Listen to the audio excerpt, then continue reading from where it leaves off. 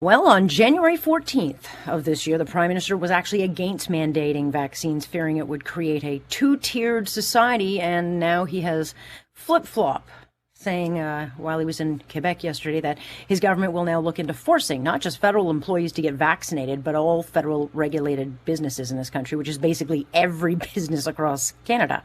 So this is an issue that it's turned highly political, thanks to politicians making it political and further, I think, sowing the seeds of confusion and hesitancy among those already leery of the government and vaccines.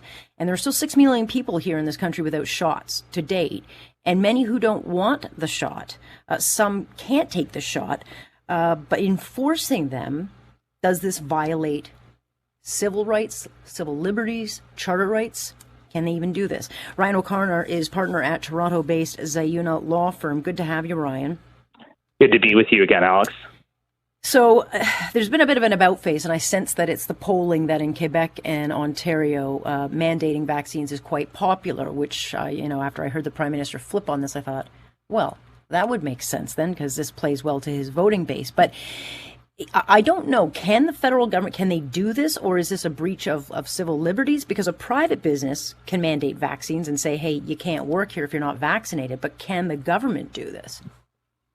Well, the government can do it, but if it's going to be government policy as opposed to an employer's policy, then it has to be considerate of the Charter of Rights. And there are several rights that are implicated by any sort of mandatory vaccination policy, be it for the federal public service or even as contemplated by the Prime Minister yesterday, any federally regulated business.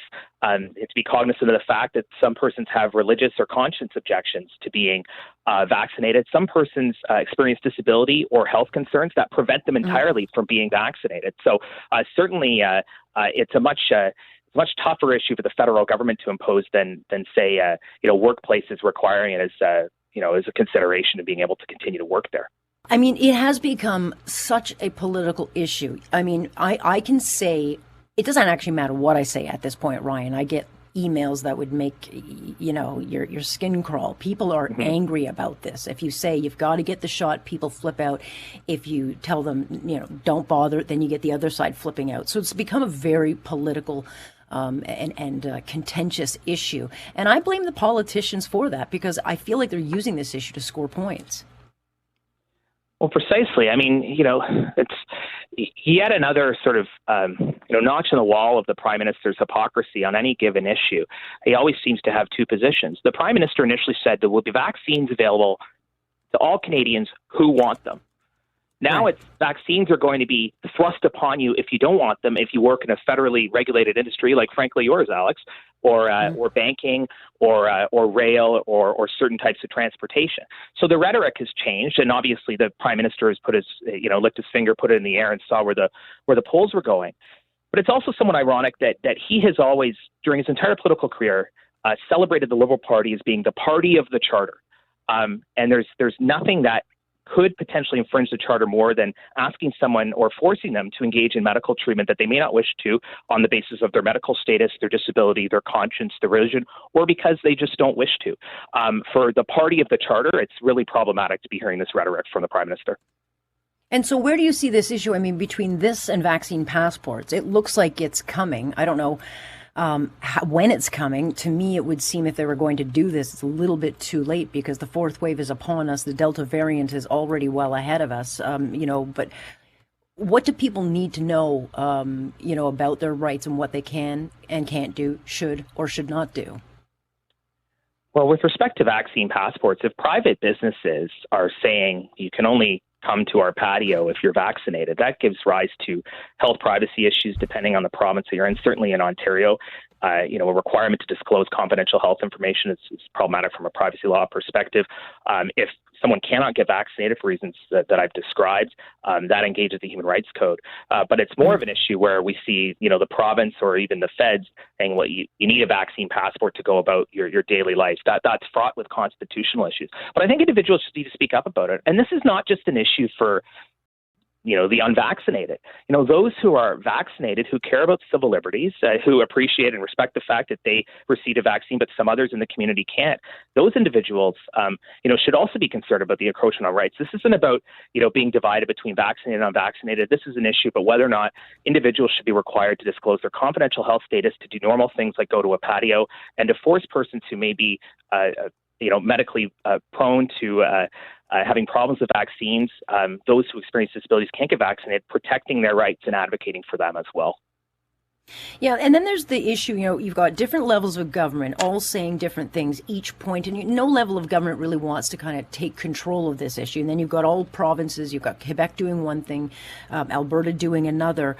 So it's created this patchwork where people, I think, are really confused by it. I mean, you take a look at the school announcement that was made earlier this week. We're talking about mandating vaccines, but to go to school, you're mandated to get the measles and the rubella and all the old-fashioned vaccines, but this one you don't have to get.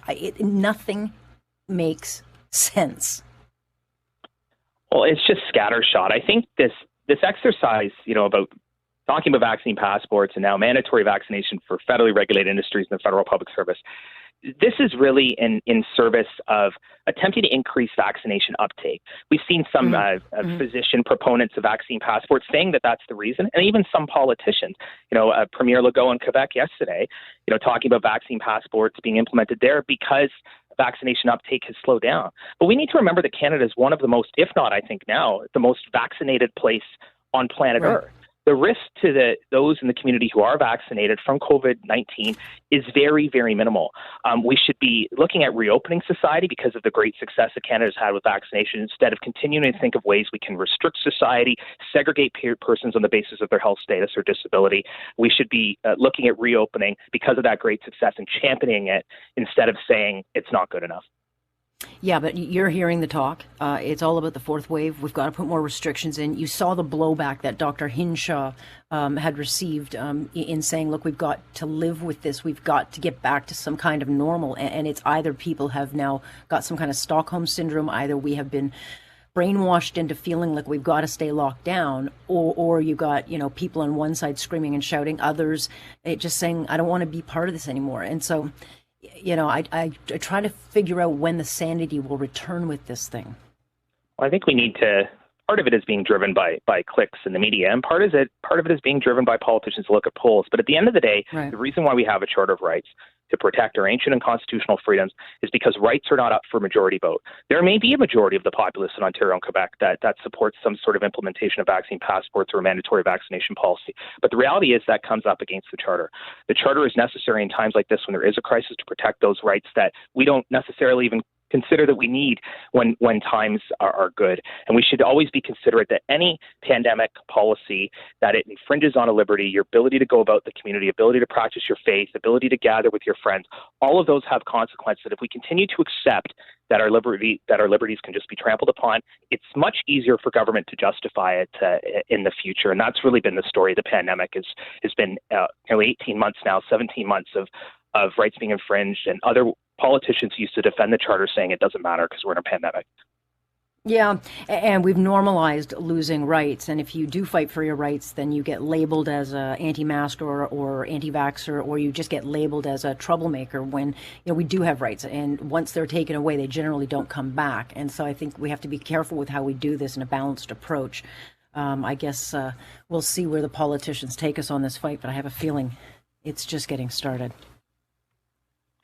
For sure. I mean, we have a federal election coming up, and it's hard not to see this for what it is. Justin Trudeau raising the trial balloon. Is he going to attempt to wedge on the question of mandatory vaccination for the public service? There's certainly lots there that I think we need to look at in the context of an election as opposed to good public policy. Yeah. So Aaron O'Toole better come up with a good response, or he's going to nonetheless find himself fighting the wedge. All right, Ryan, I appreciate your time on this. We'll talk again. No worries. It's always good to be with you, Alex. Thanks again.